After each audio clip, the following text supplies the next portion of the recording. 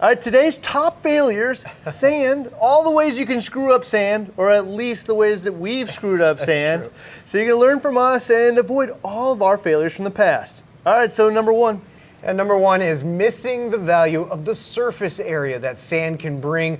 Rather than just the rocks alone for your biological filtration, the millions and millions of particles of sand in the tank might actually be more of a filtration than just a rock. In fact, yeah, the rock is or the sand is actually just a rock broken down in little bits almost. Yeah. In fact, there's also filtration methods that use sand just to tumble them. They're really, really effective as well.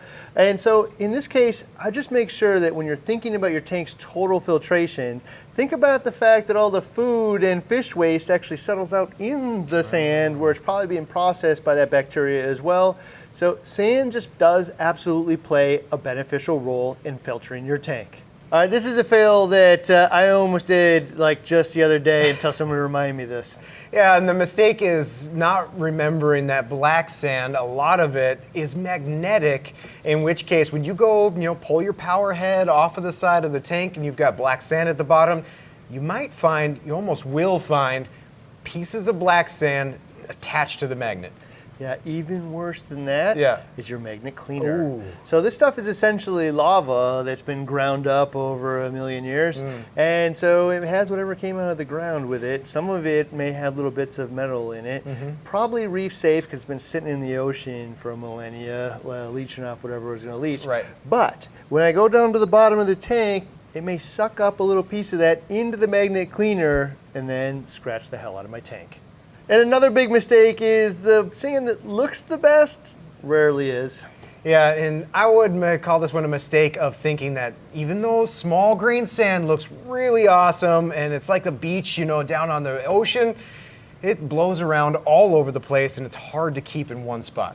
Yeah, so if you got an LPS tank or a softy tank and you don't have a whole lot of flow, then that Bahamas like oolite sand stays down there pretty well if you don't have a ton of flow.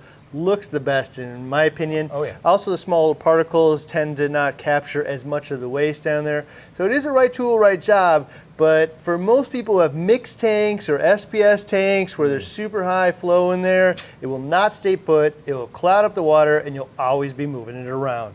Okay, so the opposite end of that spectrum is large grain sand.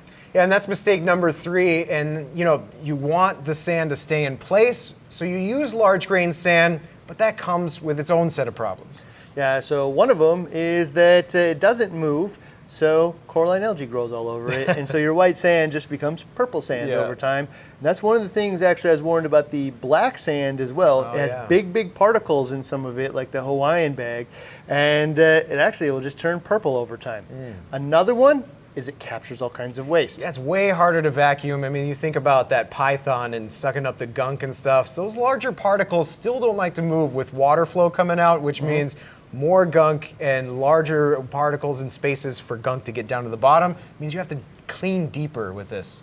Yeah, and because there's so much space in between those large particles, a lot of the waste tends to find its way down there, so it needs more cleaning, and it's harder to clean. So large particle sand and that big crushed coral, whole different spectrum of problems. All right, so number 5 is you think, well, maybe there's the best of both worlds. Let's mix them together.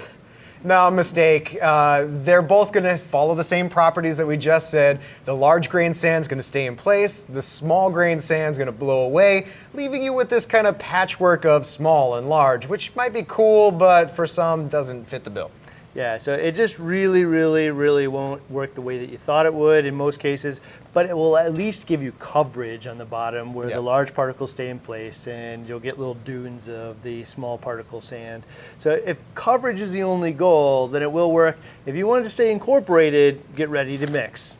All right, so number 6, a totally different solution that never works either. No. What if we took that nice sand, what the nice duney sand looks, so let's recreate it, mix it with some epoxy or glue, and then glue it in place. Well, again, a mistake. So it's the same as large particle sand, and that was it doesn't move, in which case coralline algae grows on it, and then now you have a purple sand bed, which might be cool, but not the effect you were going for. You have purple dunes. Yeah. So that absolutely won't work either. So if it stays in place, that's the theme here, is coralline algae will grow on it. So if you want it to tumble and stay white, it needs to actually move around just a little bit. All right, so number 7, if you've used arag-alive live sand, you might have been one of the failures here. Yeah, the mistake is you want the benefits of that live sand, but you dump out the water before putting it in your tank. You actually need both to get that benefit. Yeah, and this is the reason why. Is one of the benefits of the CaribSea arag-alive sand is it's all this uniform particle size. You can go see and it will say on the product page what the millimeter size of the sand is. And to achieve that, they dried it out and then they sifted it into the different sizes, right? And then they add water and bacteria back to the bag, but it's a dormant bacteria that lives in the water. So if you want the benefits of the live sand, where it's going to help you cycle your tank right away, you definitely need to use all of the water that's in the arag-alive bag. All right, so number 8, and real closely related to the bacteria that's in this bag. Yeah, this is missing that you can add your own bacteria, and there are individual products for that, whole starter kits that can get you there, but you can add your own bacteria to make live sand. Yeah, so they just added bacteria back to this bag, so you could do the same. You could buy dry sand, or you could even use this and boost it. One of the more common ones being Dr. Tim's. The number one selling that you guys buy is actually Microbacter 7, and the newest edition, which I'm told is actually the fastest cycling product out there, is the Microbacter Start XLM. I haven't tested myself, but that's on our experiment list to test all of these. But you can go ahead and take all of ththese. We've used most of them in all the tanks here. I've used lots of Dr. Tim's. We've used lots of Microbacter 7. We've used the Biospiro was one of the ones we used a long time ago. So we've used all these to cycle the tanks. So you can add that and boost either your live sand or even use it with the dry. All right, so number 9, if you're looking to add natural ocean bacteria to the tank, you're not using live rock from the ocean, there is one way to do it. Yeah, and that is the ocean's direct sand. So the mistake here is not considering that type of sand, which it does give you the beneficial bacteria on the surfaces of the sand. You only trade-off is that disproportionate, sizes. You're going to get a mix of different sizes. Yeah, so Ocean's Direct is also made by CaribSea, but a totally different process. Because it's not dried out first, it comes in that bag wet, has a breathable bag, so oxygen and gas exchange can come in and out, but obviously not water. Yep. And it keeps all that bacteria alive so that when you use it in your tank, you're using bacteria actually from the ocean. Again, the trade-off here is they haven't sifted it out, so there's various particle sizes, and in flow it does tend to settle out with dunes of smaller particles and larger particles. So just know that going into it. But if that's your goal is natural bacteria, Ocean Direct is your brand. All right, so number 10, everybody wants to know what is the most popular sand that reefers use, and there's a very, very clear answer to this one. Yeah, the mistake is not using or considering what everybody else is using, and that's the CaribSea special grade sand. So heads and shoulders above all of the sands that we carry that you guys are buying, and for a specific purpose. Why? Yeah, it's happens to be that grain size that still looks decent and also doesn't blow away all over the place. So a really high flow will still move around, but it's not crushed coral and it's not oolite. It's right in the middle. The special grade is designed to do a special purpose, which is high flow tanks. Now, there is a close runner up here, which is Fiji Pink.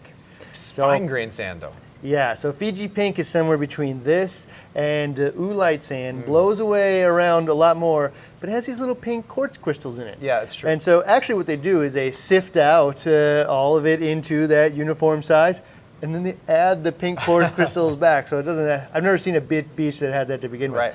But here's the thing, in the picture of it on the website, you'll see it, and you say, oh, it looks really cool.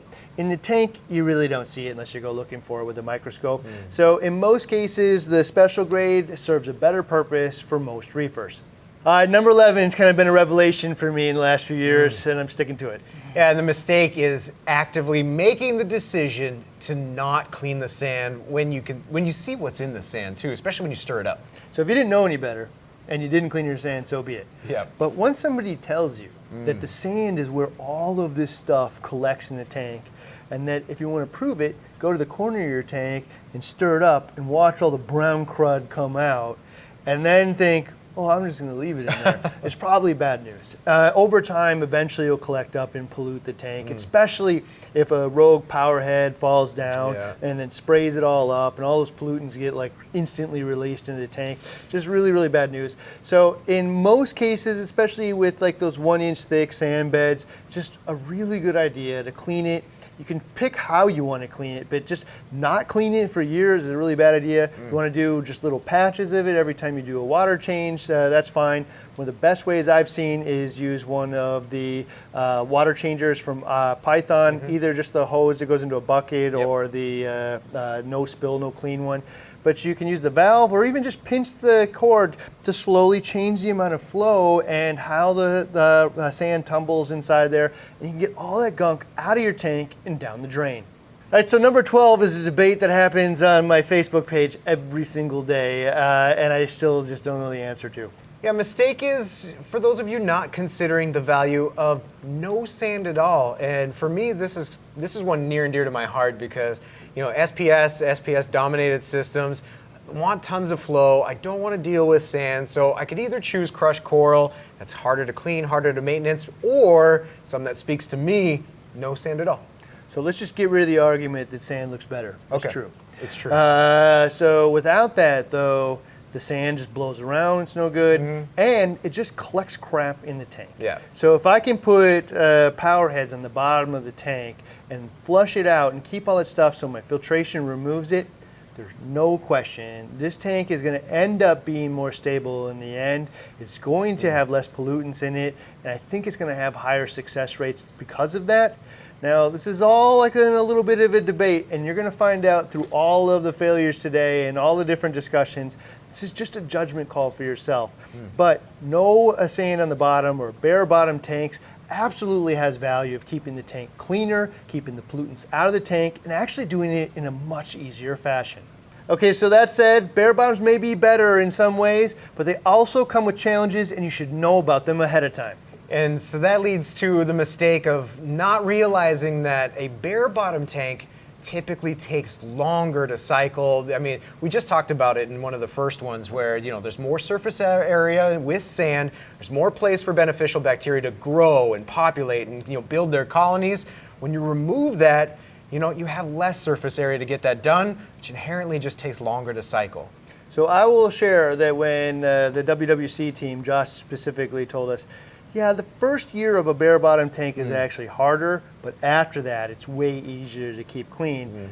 I didn't really absorb that all the way until I went through it myself. True. And when I went through it myself on a variety of bare bottom tanks and saw how much more difficult the first year was, and there's bacterial blooms, there's all kinds of different things that happen to it. It's just less stable tank. Yep. And because of that, you should add corals a lot slower, some test corals and whatnot.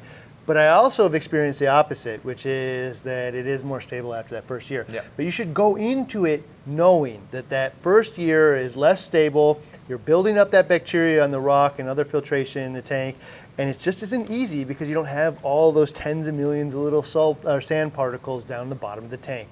All right, so number 14, I just actually said it, but with bare bottoms, there is a pretty common thing. Yeah, and that comes down to bacterial blooms in that first year. The mistake is not realizing that it's probably going to be more prominent in that first year on a bare bottom tank. Just again, because there's less surface area for those bacteria to colonate, and it takes them longer to do so. So you'll probably see cloudy tank more often. I had never run into a display tank that had bacterial clouds before I did a bare bottom tank. And they go away, and they never come back after they go away. Right. And you can solve it a little bit more immediately with a UV sterilizer, but you should actually expect this to happen. So a bacterial bloom just looks like a cloudy tank. Usually doesn't harm anything in the tank, but visually it doesn't look very good. No. So UV will solve it, but it is, again, the bacteria is populating the water to some degree, or not on the rock. I'm not really exactly sure, but it has been pretty popular. And actually going back in time a little bit, we had a bunch of experiment tanks on the wall here that were all bare bottom for experiments, and we would get bacterial blooms in those tanks as well, and really unexplained, why is this happening here? So I just wouldn't be surprised with bare bottoms. You run in those bacterial blooms in the beginning, but once they go away, they stay away. All right, so number 15, actually, I never even thought about this until today when you mentioned it. Yeah, the mistake is not considering how to clean that sand when you aquascape. So, like your 360 tank, there's these really cool channels and deep holes and pockets. Really looks awesome, rockwork wise. But then you got to start thinking, okay, we just said you want to clean the sand because it traps detritus and gunk. how are you going to reach some of those places? So there are tools out there, some of that, like the long python, the really skinny long python can help, but accessing those is something you should consider. Yeah, so in my case, a specific thing is I'm looking at this when I'm thinking about sand is I'm going to have to get in there and clean because I'm fully convinced that I needed to clean it and I'm just not going back. But in that area is coral is going to close in the area I need to get to. And so it's looking increasingly hard to me that I'm going to be able to do that. That's also true with people who have packed all the rock against the back of the wall. True. So when you're aquascaping, think about whether I'm going to have sand or not. And if I am, how would I get back there? Because that's the place that ends up actually being the toilet of the tank. And it usually gets the most gunk in there. So just think about it ahead of time and you can solve that problem too. Number 16, this isn't a perfect solution, but it's better than none. What is it? Yeah, the mistake is to not consider livestock for cleaning your sand. This is some of my favorite livestock, like sand sifting stars, the gobies and different creatures that live in the sand, kind of churn it up from now and then. They can help keep your sand clean by just doing that, churning it up and moving it, and they feed on some of that microfauna that lives in the sand. I'm a little 50-50 on this one because a lot of sand sifting fish tend to die and they tend to do better like at later dates. So the tank's been up for a year. Now we can add those guys in. So it's like how responsible it is and how well it works is really kind of up in the air. Yeah. Some of those sand sifting fish do way better than other ones. So make sure you do your research. There's cucumbers that tend to do really well, but they obviously only go through so much. And they do eat and then they poop it right back out into the sand. There's also Nassarius snails. You watch those guys dive into the sand sifting stars. So there's all kinds of cleanup crew that can actually turn the sand over for you. But if you're going to use that route, think about it intelligently, really go into it and make sure that that's going to be your tool and it's going to be enough. So number 17, this is really important actually if you're going to go that route. What is it? Yeah, and that comes down to the grain size again. So the mistake is not considering that grain size for the types of fish or what have you that you're going to put in the tank. So jawfish or diamond gobies or these other ones, they can't really pick up and sift through some of that crushed coral. It's just too big. In which case you have to make considerations for your inhabitants and make sure that they have the highest quality of life. Yeah, so sand sifting fish need fine grains of sand. Even in some cases like this special grade is too much, so your Fiji pink and oolite may be a better option. In fact, in the clown harem tank, we had a diamond goby that would clean the sand for us, and he did a really good job there and was in there for a long time. Again, there's 30 fish in that tank, and lots of food and stuff, so he did well. But one thing to note is we use that Ocean's Direct sand in there that doesn't have the sifted grain size, so it did separate out. So there'd be larger grains in there and then the finer stuff, and he always stuck to the finer stuff to eat all the food. So if you're going to use those types of fish, make sure that you're giving them the habitat because it really looks pretty sad when they're trying to gum larger bits of sand, desperately trying to eat, and they're not getting the nutrition. They're probably hurting themselves as well. So if you're going to go those route and those are your fish, make sure you give them the habitat and diet that fits their needs. All right, so number 18 is another way to save some money. Yeah, and the mistake is not reusing your old sand. So you can reuse the old sand. You don't have to throw it away. It's no longer good. You just have to clean it properly. In which case, you would just relate to me the coil method. So you can clean the sand. Just make sure you do so thoroughly before reusing it. Yeah, so the way that you do this is coil a hose in a 5-gallon bucket so the spout is on the bottom, pour the sand in and turn your hose on, in which case it will tumble all the sand, release all the organics and crud in there. The little bits of sand will actually polish each other's edges and get all the stuff off. So let it run for an hour or two with each bucket of sand and you can probably clean it off. And I get asked all the time, is it okay to reuse sand? I got news for you. This sand, when you bought it, was used. It's been in the ocean for a millennia. It's as used as it gets. So you can absolutely reuse it, but you don't want to take the garbage and then add it to a new tank. So number 19 is exactly that. Yeah, and the mistake is transporting your old sand from one tank to another tank. You may think that, I'm getting that beneficial bacteria, I'm getting that boost, but you're also getting the dirt, the nuisance pests, the nuisance algae, just things you don't want in another tank. You also run the risk of transferring them over. So just don't transfer old sand from one to the other. So basically what you don't want to do is take your tank's septic tank and move it to your new house without cleaning it first. Yeah, in fact, maybe you want to leave it home. But you know, you really want to make sure that you cleaned it all. Don't take all that crud and all that waste from the years of the previous tank and then just dump it into the new tank, because you'll have some pretty negative results. All right, so number 20, I think this is the single biggest mistake I've made on any tank. I would never, ever do this again. Yeah, and you guys watched it publicly, and that was the mistake of us taking the sand out of the 160. So we're talking like a 2-year plus established tank that had a sand bed. Big bright idea, let's turn this into a bare bottom and crank up the flow.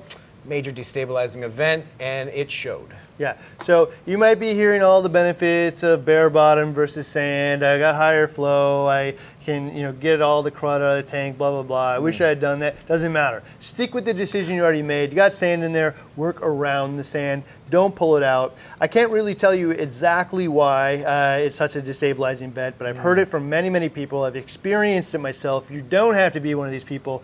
We also took the sand out very slow, just a small amount periodically, trying to get to zero. And I don't know if it was the stuff that came out of the sand when we did it, or if it was removing the tank's filter, but all kinds of problems happened after that, and I would never do it again. All right, so number 21 is kind of about how much gunk and the types of pollutants that get into your tank. We can control that. Yeah, highly debated topic here on this one, but the mistake is going deeper than an inch of sand. Really, an inch of sand is about what you need for easy to clean, and you do get the filtration, the surface area from the sand. You want to start talking about 2 inches, 3 inches, 4 inches. You have to clean all of that, which means more gunk and more time. And in fact, the other end of that debate is don't clean it, because it ends up getting all that black, like hydrogen sulfide. Yeah. And then if you do clean it up, that all gets released in the tank and it's toxic. So, everybody can debate their sand depth as much as they want. I can just tell you my own personal opinion and the different things that I've tried. And 1 inch seems to be the safe depth where all that stuff doesn't build up, and it is easy to clean. And I don't have to worry about a time bomb of a power head getting aimed or falling and blowing all that stuff up. And if you're telling me in my tank, don't do something because it will explode toxins into my tank, I'm just not going to do that to begin with. Okay, so as always, if there's one thing we'd like you to take away more than anything else, the most helpful thing you could hear today, what is it? For me, it's that bare bottom, in that fact that I might have to wait longer for my cycle and full maturity of the tank before it really starts to thrive and take off. Something I'm willing to do, being so long in the hobby and having multiple tanks before, but knowing that that's going to take that long puts you leaps and bounds ahead of the game. Knowing's half the battle. Yeah. Right? If you know it, you can prepare for it and do something about it. So for me, the number one takeaway is that you really have 3 options. I can go no sand, I can go sand and clean it, or I can do sand and just let it build up all the crud. And this is just my own personal belief, but I'm gonna take option 3 off the table. When I'm making decisions for my tank, I'm either gonna go no sand so I don't have to clean it, or I'm gonna put sand in there and just know that this can be part of my maintenance rhythm. All right, if you made it to this point, you certainly learned something about sand today. Hopefully learn from all of our mistakes so you don't have to experience them yourself. But if you want to jump into that bare bottom debate and learn more about what no sand looks like, I think the best discussion we've had is actually over here on the WWC BRS hybrid method, all about sand.